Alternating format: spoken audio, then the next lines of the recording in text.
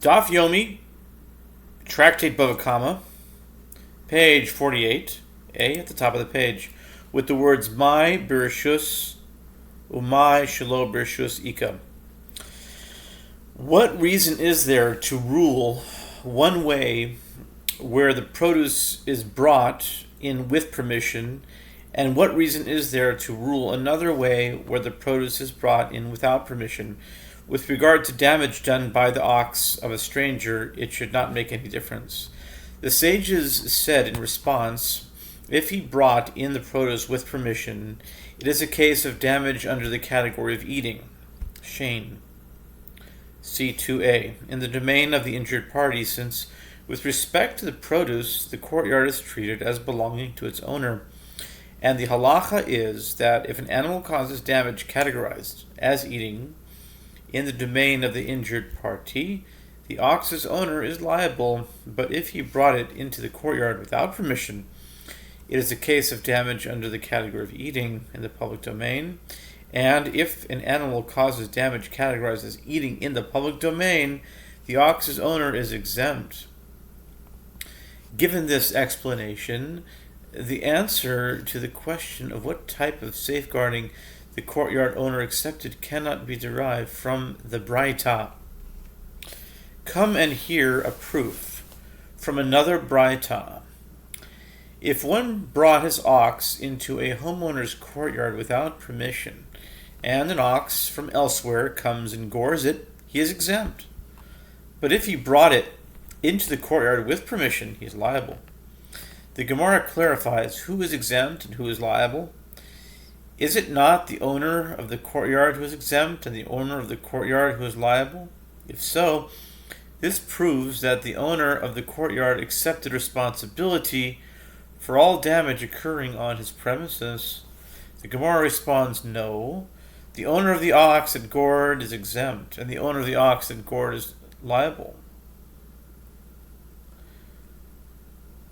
The Gemara asks, if so,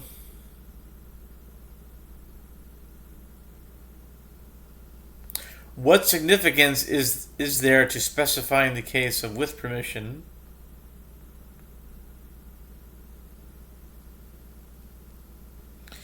And what significance is there to specifying the case without permission with regard to this ox? For damage categorized as goring, C2b, the owner of the animal is liable wherever the goring occurred, even in the public domain. The sages said in response, in accordance with whose opinion is this? It is in accordance with the opinion of Rabbi Tarfon, who says the halacha of damage categorized as goring in the courtyard of the injured party is different, and the owner of the goring animal pays the full cost of the damage. According to this opinion, the Braita should be interpreted as follows. If the injured party brought his ox into the courtyard with permission, it is a case of damage categorized as goring in the property of the injured party, and the owner of the goring animal pays the full cost of the damage. But if he brought it in without permission, it is a case of damage categorized as goring in the public domain, and he pays only half the cost of the damage. The Gemara relates that there was a certain woman who entered a certain house to bake. Subsequently, a goat belonging to the owner of the house came and ate the woman's dough, and as a result it became overheated and died. Rava deemed the woman liable to pay compensation for the goat. The Gemara suggests, shall we say that Rava disagrees with the opinion of Rav?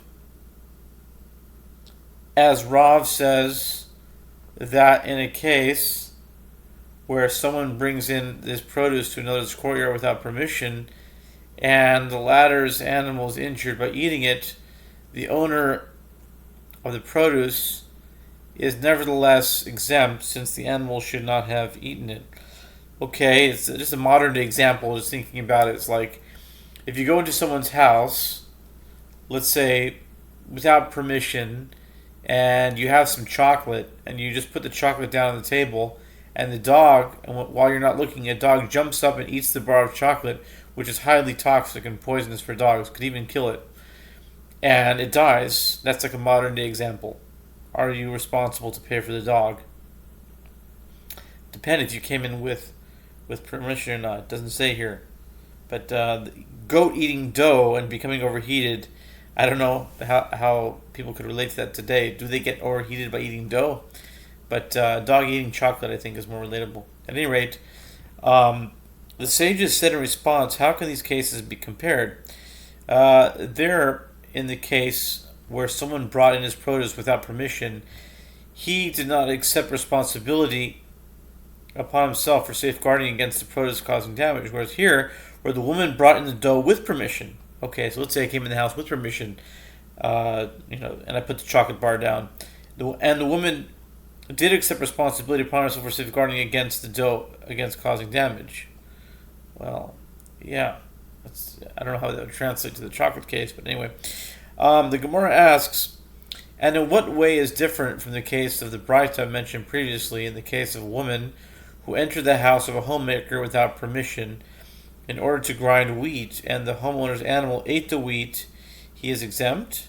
And moreover, if the homeowner's animal is injured by the wheat, the woman is liable. The Gemara infers the reason she is liable is specifically that she entered without permission. But if she entered with permission, she would be exempt. The sages said in response, if she entered the house to grind wheat, since she does not require any privacy, the owners of the courtyard do not need to absent themselves from there, and the responsibility for safeguarding against damage therefore rests upon them.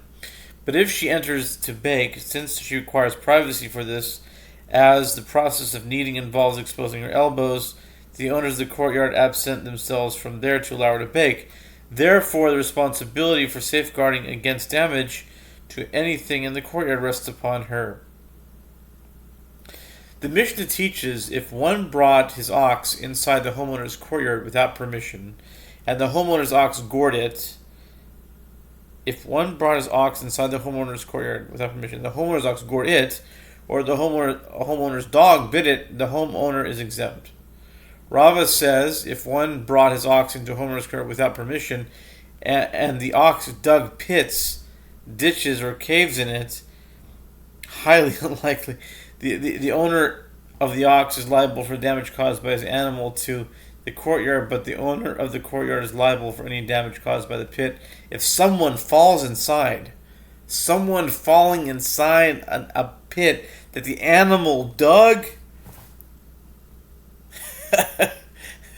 that's really stretching it.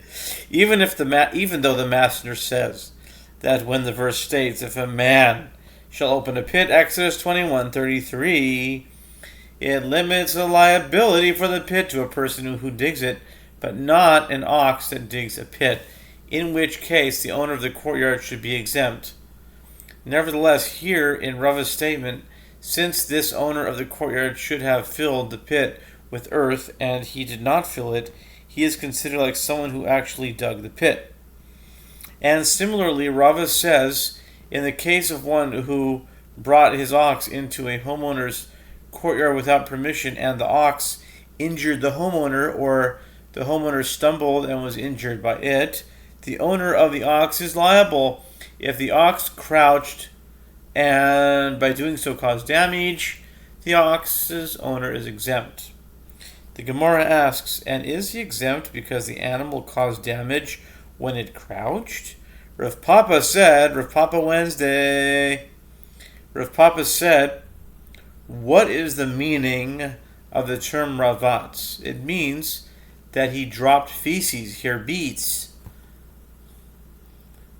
In English would be little bits or big bits on the ground, and subsequently the clothes of the homeowner were soiled. Consequently, the feces constitute a pit, and we do not find a case of damage categorized as pit that one is liable for causing damage to utensils. Therefore, the owner of the animal is exempt. The Gemara asks, this works out well according to the opinion of Shmuel, who says, Any obstruction is categorized as pit, and the same halacha exempting the one responsible for the pit from damage to utensils applies to them as well. But according to the opinion of Rav, who says that one's property is not categorized as pit until he renounces ownership of it, what is there to say? The sages said in response, the animal's owner usually renounces ownership of ordinary feces, and so they are categorized as pit, even according to the opinion of Rav.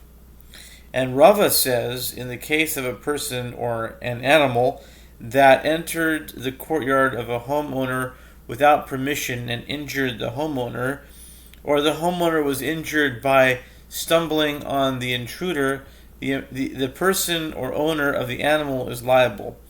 Moreover, if the homeowner damages the person or animal, he is exempt.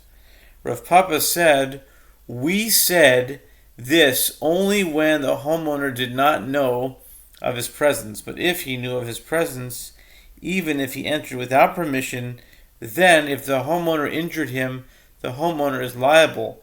What is the reason? It is due to the fact that the injured party can say to the owner of the courtyard, although you have the right to eject me from your courtyard, you do not have the right to injure me. The Gemara comments, and Rava and Rav Papa, who hold that one who enters without permission is liable if damage is caused, follow their lines of reasoning, as Rava says, and some say it was Rav Papa who said it,